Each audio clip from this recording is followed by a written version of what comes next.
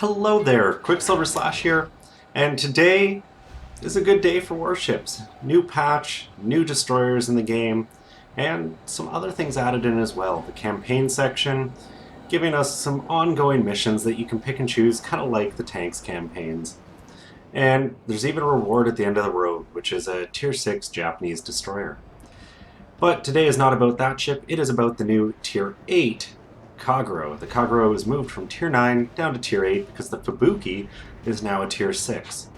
And the Fubuki was previously my highest WTR ship. It was the ship that, compared to everyone else, I did the best in. And it's always been a consistent performer for me.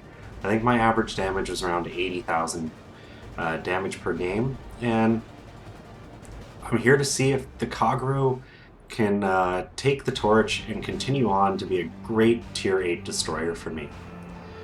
Now, those who watch the channel a lot know I prefer my gunboat destroyers, but the Japanese destroyers are actually where I kind of started out and really fell in love with them. Probably one of the first lines.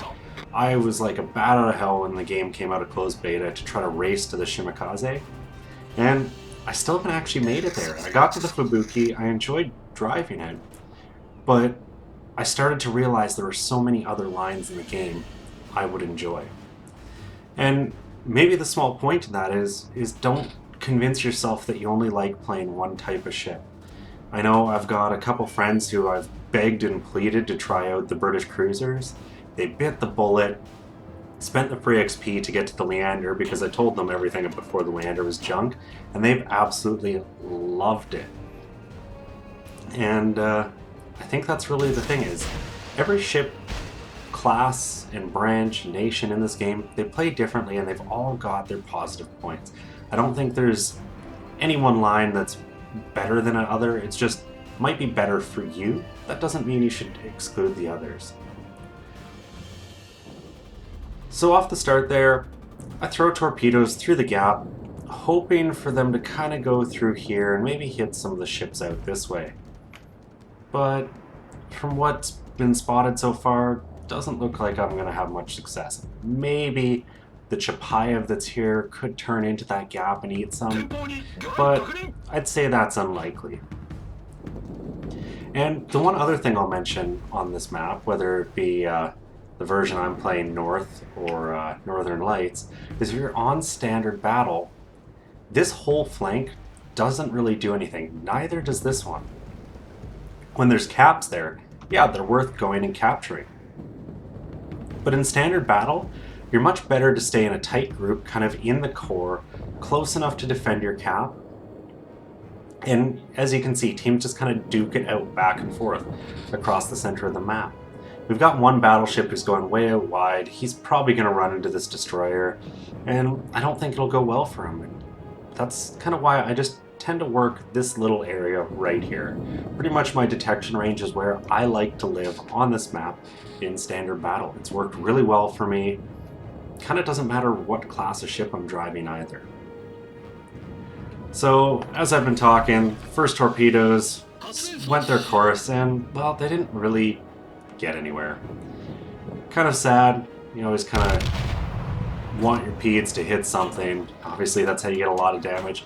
And I was hoping for a lot out of this ship, and one thing I will mention is you don't have the longer range torpedoes available on the Japanese line. If you look at the Qckslvrslash, the new top line, there's 3 sets of torpedoes. You've got some 20Ks, 12Ks that do more damage and are faster but reload slower, and then some 8-kilometer torpedoes that do less damage than the 12-kilometer torpedoes but more than the 20, but are like bats out of hell. So they've really kind of changed up the line a bit, and the guns are supposed to be a little more effective across the board.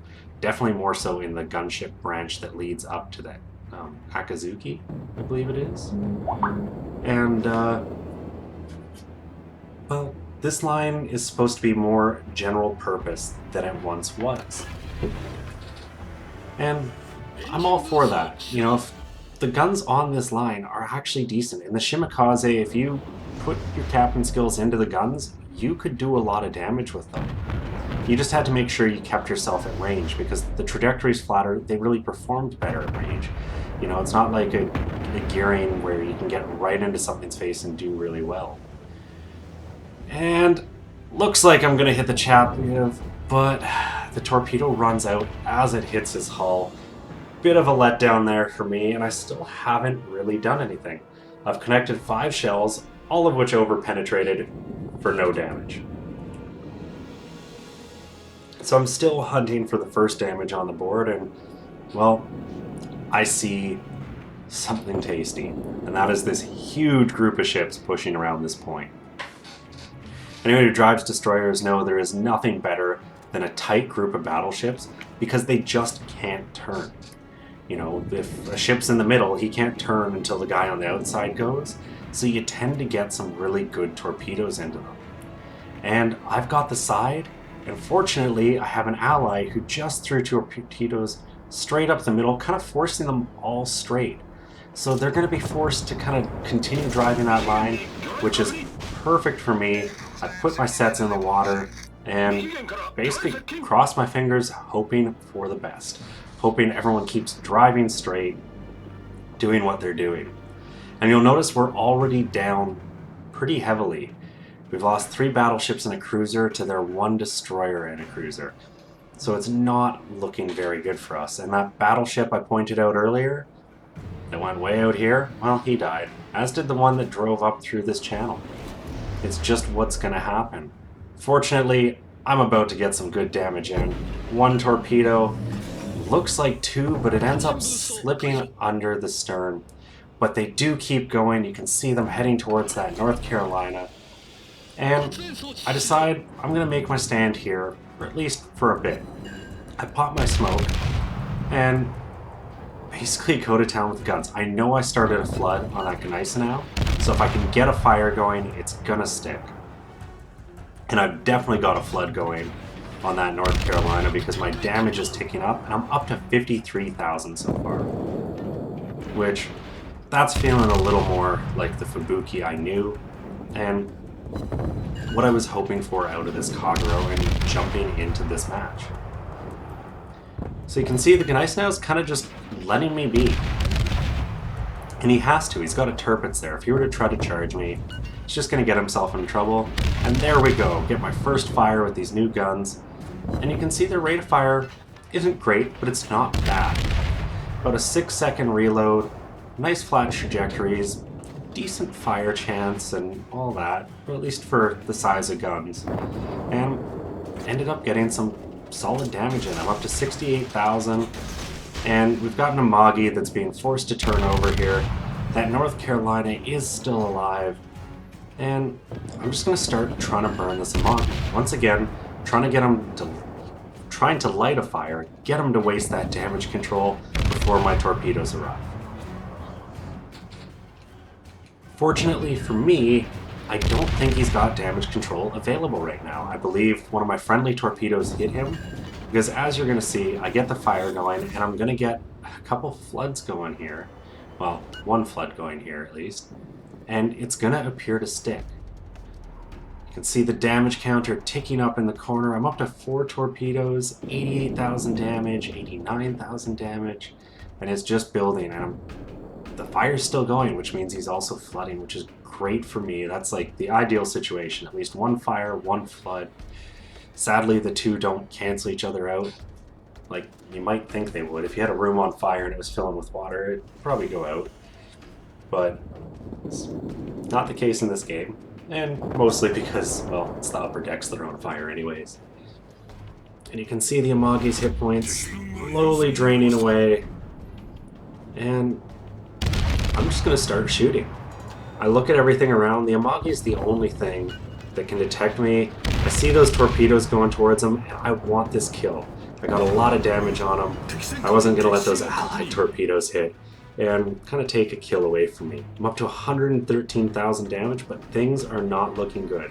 We're down to 4 ships against 6, and, well, it's just not looking good. They're moving in on our cap. We're going to lose a cruiser here anytime. That Akatsuki over on the flank can definitely put out some damage. And right here, I'm just trying to get a line onto that North Carolina, but I decide I may be able to kind of snipe this Chapayev out instead with some of these torpedoes. The North Carolina's burning, he's had his damage done, and I'm trying to figure out what this Chapayev's doing. He almost looks to have stopped, which would be a weird play when you've got a battleship shooting at you, but maybe he's just not wanting to close anymore. So I put the torpedoes in the water and I activate my smoke. And I'm going to focus first on the North Carolina to try to help my friendly battleship out. That North Carolina can do some serious damage, and if I can get rid of him, it's just one less ship for us to worry about. He's almost dead. You always want to finish the ships off on low health, especially battleships who can recover a pretty astounding amount of health if given the time to cycle through some repair parties. The Chapayev off to my right dodges those torpedoes, and I get spotted by radar, so I come up in speed as I light a fire on that North Carolina, and he puts it out, but I've got him down to 600 health. Come on, shells, do some damage. And of course, when you need the damage, they don't quite do what you need. Leave him on 300, the next volley finally gets him. So, okay, we're in this. It's 3 versus 5. The Akatsuki is almost dead. I'm coming around to try to finish him off. I don't know if that Bismarck's going to get him in time, but the Bismarck secondaries finish him off, and now really the thing I've got to worry about is this Chapayev, who's kind of doing a surprisingly poor job of actually hitting me. You can see I've stopped firing. I'm trying to let my camouflage kind of re-engage back down to that 6.1 kilometer detection so that I'm safe. There we go. So I'm going to get out of this situation alive. And things are looking mildly better for us. Not a whole lot, but just a little bit. We've got 2 destroyers, and if we can get rid of this Chapayev, I'm guessing there are other destroyers in the cap, but, you know, against the remaining ships, a Hipper and a Bismarck, I'm feeling good, mostly because the Hipper doesn't have radar and the Chapayev does. And if we can remove radar from their team, we're just going to be a whole hell of a lot safer. So I make a bit of a bold move here. I turn in. My plan is to just close to pretty much detection and start shooting. And that's about when I notice these torpedoes are going to hit. So rather than give myself up to the other ships that can spot me, I just wait. The torpedo hits, 322 damage, gets the kill. Unfortunately, I do eat a shell there, but it doesn't damage anything too important. Just my engines and a torpedo rack, and I've still got a good chunk of health, 8888. And we've got a Bismarck going into the cap. Myself and the friendly Kagero are in here, so they can't cap it out from under us, but they are pausing us from getting points. And that is a big risk to our team because, well, it's 3-on-3 right now. Our Bismarck's not faring the best. He's still got some hit points, but he's got a lot of ships focusing on him because myself and the other Kagero Rick, we're not detected, so they don't have anything to shoot at other than the Bismarck. But the pair of us are trying to get into a position to throw some peas at this Bismarck and, well, make sure he dies. And in a way, I like seeing those torpedoes because it tells me where that enemy destroyer is. It tells me that destroyer is somewhere in this kind of quadrant of the cap. And it's good for me because it means I'm not driving into an ambush. I throw my torpedoes out. The Bismarck dodges Rick's torps, but I kind of threw mine into the water knowing the Bismarck would turn to dodge those and just praying that he wouldn't turn off afterwards. And so far, that is definitely holding true.